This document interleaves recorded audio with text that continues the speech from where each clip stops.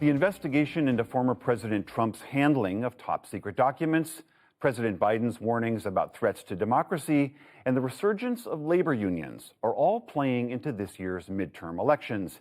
Here to make sense of it all are Amy Walter of the Cook Political Report with Amy Walter and Tamara Keith of NPR.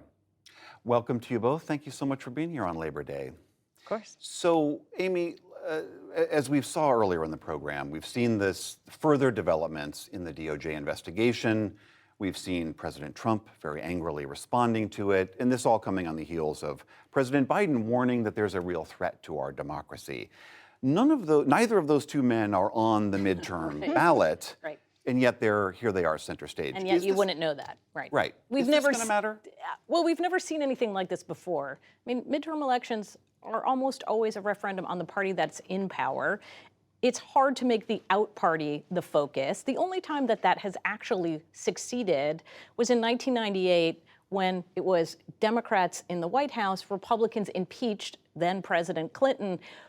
But the difference was that President Clinton was really popular. He had about a 60% approval rating. This president, of course, is not, and a great economy. And that's the other piece of this. So we've never really seen this before. Of course, we've never seen a former president put themselves in the politics front and center in the way that Donald Trump has. And it's pretty clear that the Democrats do believe that the coalition of voters who turned out in 2018, who turned out in 2020, not necessarily to vote for Joe Biden or vote for Democrats, but to vote against Donald Trump, that they're still out there, and they see that anytime he's in the news, it helps their prospects. And so they don't need to bring him in all that much, but he is still, because he will put himself front and center. As you said, he had a rally this week. And even regardless of where these investigations go, remember, we still have the January 6th committee that will hold hearings. We don't know how many, maybe one or so in the fall, and they still have to put a report out. Maybe that's before November. Yeah, and it isn't just that you've never had a former president put himself in the news so much. It's also that you've never had a former president claim that the existing president isn't legitimate, or calling the existing president, the rightfully elected president, an enemy of the state, or declaring multiple times on social media in the last week that he needs to be reinstated. Hurry up and reinstate me. There was something that wasn't quite right. Reinstate me, rehold the vote.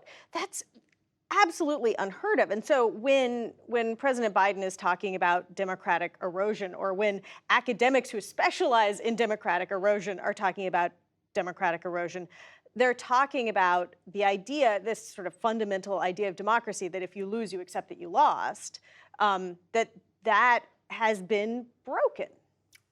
We saw, as you mentioned, the former president, make, even by his standards, a pretty hard speech against the current president. And we had heard President Biden say, look, the MAGA Republicans are a real threat to democracy.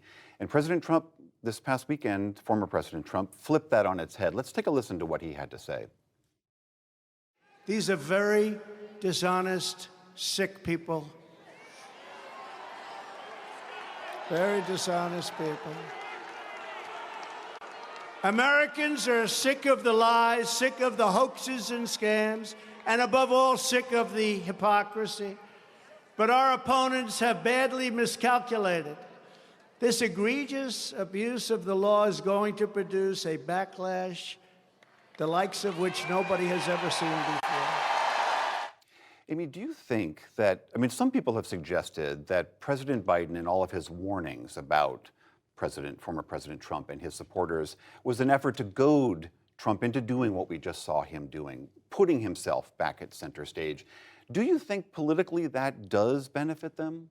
Benefit the Republicans the Democrats to have Trump doing what he's doing there? I mean, I think a combination of issues, abortion being front and center and the overturning of Roe versus Wade, Trump and the continuing stories coming out about what was at Mar-a-Lago, of course, what is being presented by the January 6th committee, and the fact that the party now seems to be really lining up behind Trump.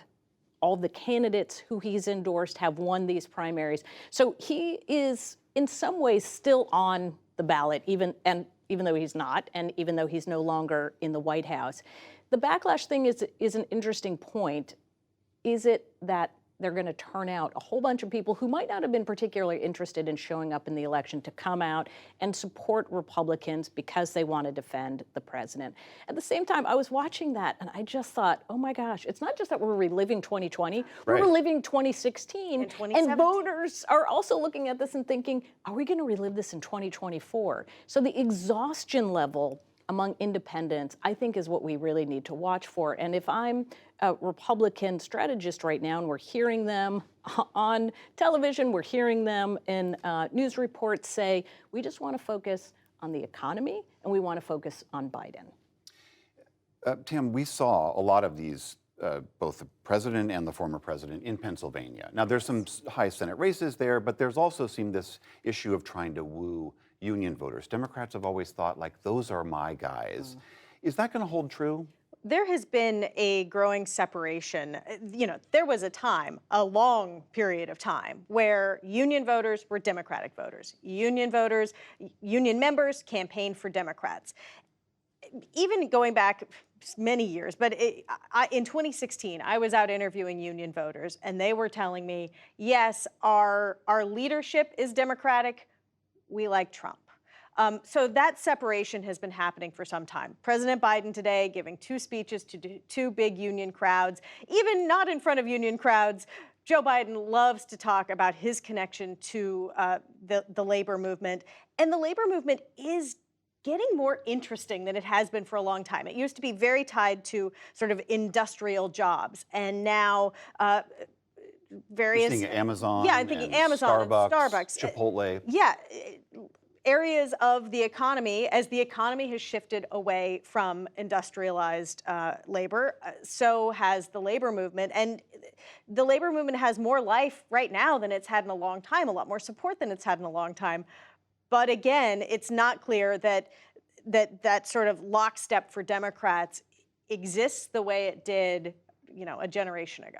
Yeah, and there's this image that when we talk about union voters, we're talking about white men in hard hats. The service sector, and it's Chipotle is, or those other brands you mentioned, are part of it. But remember, for years you've had service employees, people who are working in service jobs in big corporations or in other places, much more likely to be female, much more likely to be a person of color. So there are labor folks who are supporting Democrats, but they don't look like our image of what a labor person looks like. White men have not been voting for Democrats for quite some time. What Democrats need to do is hold on to as many of them as they can, but continue to bring those other types of voters into the mix. And it is worth noting they are still a very small slice of American workers, but a lot of energy, as you're saying. Amy Walter, Tamara Keith, great to see you both. Thanks for coming in. You're welcome.